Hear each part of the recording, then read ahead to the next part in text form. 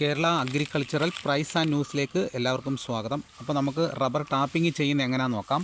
നമ്മൾ ആദ്യം ഈ ടാപ്പിംഗ് ചെയ്യുന്നതിന് മുമ്പ് നമ്മുടെ ആദ്യം ഈ ചിരട്ടയൊക്കെ ഒന്ന് വൃത്തിയാക്കണം. ചിരട്ട വൃത്തിയാക്കിയതിന് ശേഷം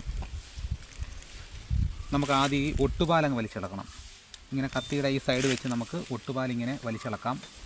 ഒട്ടുപാലിങ്ങനെ വലിച്ചിളക്കിയതിന് ശേഷം ആദ്യം നമുക്ക് ഈ പിൻകാന കുത്തി കൊടുക്കണം.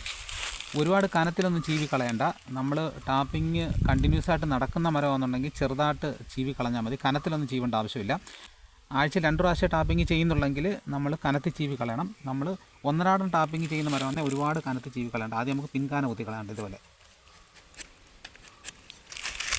എന്നിട്ട് വലത് കൈ മുന്നിൽ പിടിച്ച് ഇടത് കൈ പുറകെ പിടിച്ച് ചെറിയ കഷണങ്ങളായിട്ട് ചീവി കൊടുക്കാം.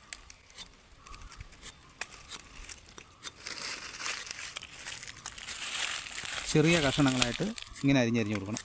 അപ്പോൾ നമ്മുടെ കത്തിയുടെ ഊക്ക് എപ്പോഴും ഇങ്ങനെ ആയിരിക്കണം. ഇങ്ങനെ വരണം കത്തിയുടെ ഊക്ക്.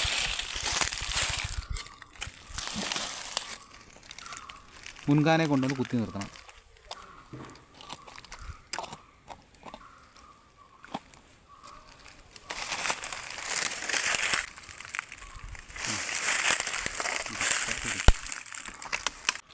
അപ്പോൾ നമ്മുടെ റബ്ബർ മരങ്ങളിൽ ഒരുപാട് ഇനം റബ്ബർ മരങ്ങളുണ്ട്.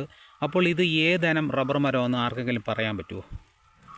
ഇത് നോക്കിയിട്ട് 105 414 430 ഏതിനമാണെന്ന് അറിയാവുന്നവരൊന്ന് കമൻറ്റ് ചെയ്യണം. കറക്റ്റായിട്ട് ഉത്തരം പറഞ്ഞില്ലെങ്കിൽ പിന്നീട് അടുത്ത വീഡിയോയിൽ ഞാൻ കറക്റ്റ് ഉത്തരം പറയുന്നതായിരിക്കും. ഇത് ഏതാണെന്ന് നോക്കിയോ ഈ റബ്ബർ.